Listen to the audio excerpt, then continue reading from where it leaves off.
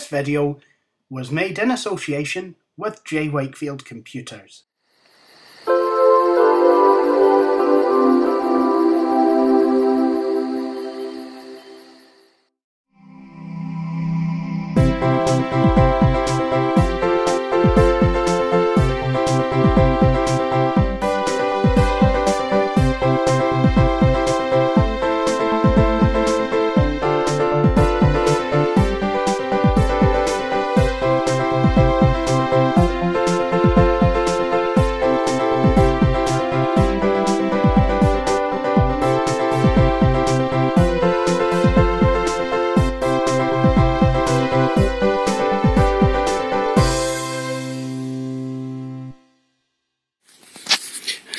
This is me at Aberdeen Forward. I'm at the office. I'm at my, well, kind of workplace. Apparently someone's left me a monitor. It's probably going to be one of these old brick CRT things. That'll do. What is...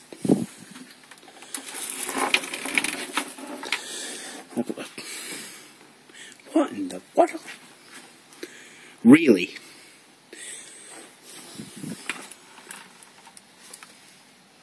You're being absolutely serious.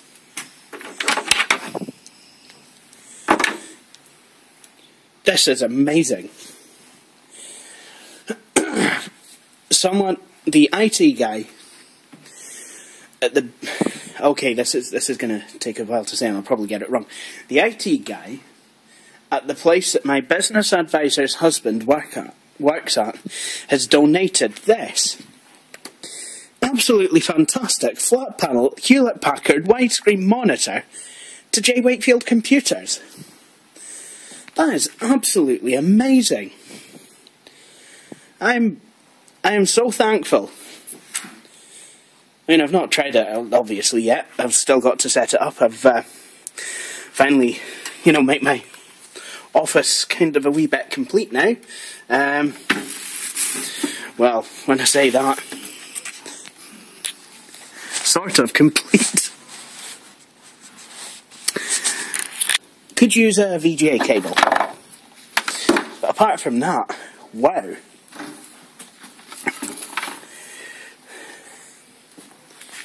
I can't believe that they've actually done that for me. I really do appreciate this. I really do. Thank you very much. I'm going to jump cut because I've got an office to set up here. I've got a Packard Bell machine. Some of you Blue Planet 64 faithfuls may remember this as my iMedia, which I got for free from Action on Disability because it wasn't working. And I was able to rejuvenate it with a new power supply. So if I can find a VGA cable, maybe I'll get to show you it. Use no VGA cables around here. However, that's okay, because there's some Maltese biscuits. So that is some solace. Plus I did bring Betsy with me, my MacBook Pro, as I always do. However, I'd like to introduce you guys to my office machine. Now, unfortunately, I'm not necessarily going to be able to power this up. This is a Packard Bell iMedia. Have no idea of the model number, naturally enough. Packard Bell always kind of made that a wee bit difficult to find when NEC took them over. They were really quite good up until then, with their system credentials and what have you, but later on, no, NEC came and had to come and ruin it for everyone, didn't they? However, this is a Packard Bell, it is quite modern, it is a Pentium 4, and it's mine. So, you know. And I believe that this will have been some sort of a range topper back in the day. It's got a 1.5 GHz Intel Willamette processor with 512 megs of RAM, DDR. No, actually, I'm lying. It's SD-ROM, which kind of does hamper performance a bit, but, well, unless you were going to use Intel's chipset and their very expensive, very hot RAM bus memory, you're basically limited to SD-ROM. It wasn't until the Northwoods came in, I believe, that they started really using DDR. Well, okay, voiceover time, because I am the biggest idiot in the world, it turns out. This is a Socket 423 board and Pentium 4. Socket 423 was the socket of choice for the first generation of Pentium 4 processors. It has two USB ports on the front. You know, that had started to become quite popular by then. Pentium 4 badge, which I've always liked the look of, really brightly coloured and what have you. And look at this, it's just a seal of quality right there, so it is. One thing that I do like about this system, dual optical drives. DVD-ROM, CD writer. What more could you ask for? Probably DVD burner. And the Packard Bell Shield of technology. Love it. I miss that.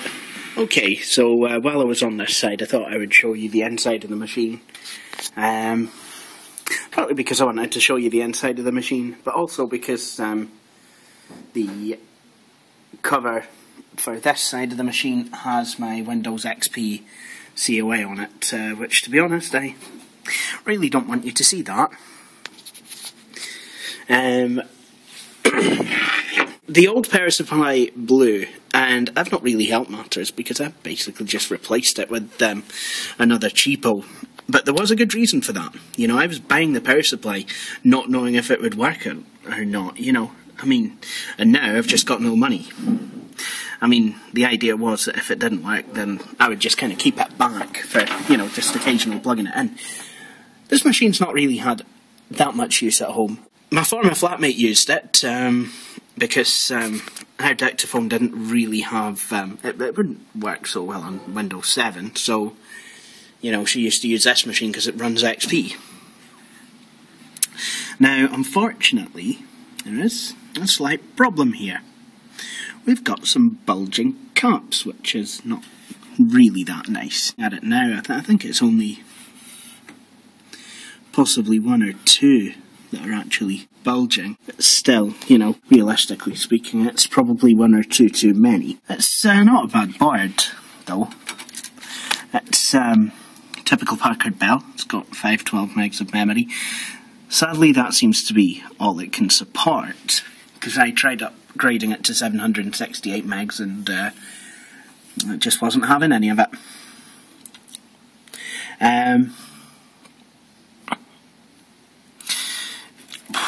While I would love to be able to replace the caps, unfortunately it's not going to be really possible because due to my vision I'm really unable to solder. Now of course you've got the whole idea about will the board even take solder. This is a newer power supply, obviously. It's got some SATA connectors.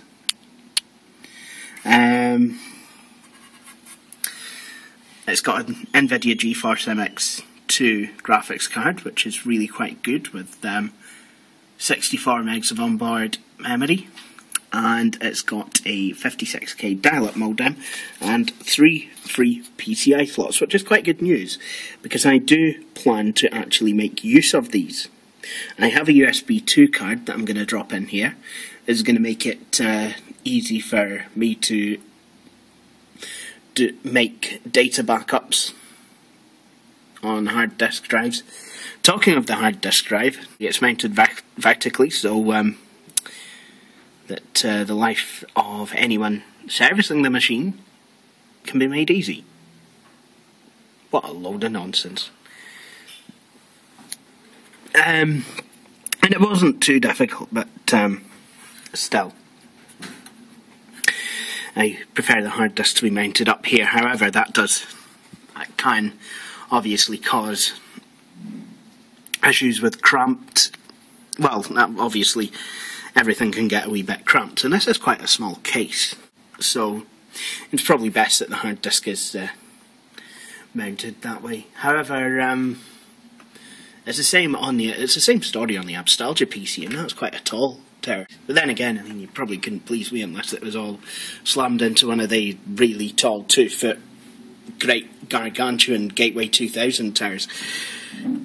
But you know, it's not bad. It's you know, it's a good wee machine. I've always liked these Packard Bells. I've always liked these era of Packard Bells. Let's have a look at the part configuration on the back, shall we?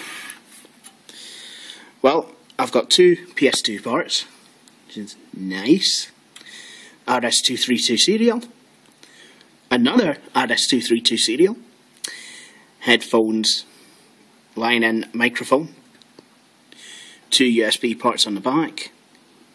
VGA, and it's got S-video out for connecting to a television. And, oh, that's the heater came on. Frightened the life out of me. Don't mind if you do. Modem. Sadly, no Ethernet, which is a shame.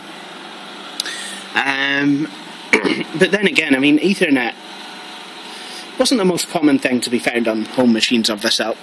However, I do have a network card. I can easily sort that out.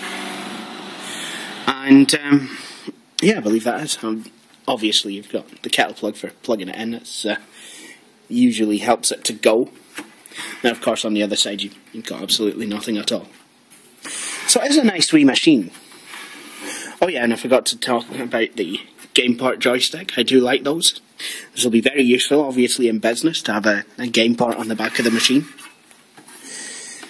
But it's nice to have one because nowadays they're omitted. So this is a Packard Bell iMedia something or other. Oh, and the hard disk is an 80GB model. It was a 40GB originally, but I upgraded that to 80. So this is a Packard Bell iMedia. It's really quite a brilliant machine. You know, I do like it a lot. And Action on Disability used to love it as well. I hope to be able to show you it working with a monitor, mouse and keyboard, and maybe even a Wi-Fi adapter soon. Thank you for watching this video. I hope you have enjoyed, well, I hope you've enjoyed it, and I hope you will all come back again and see my next videos. Thanks for watching.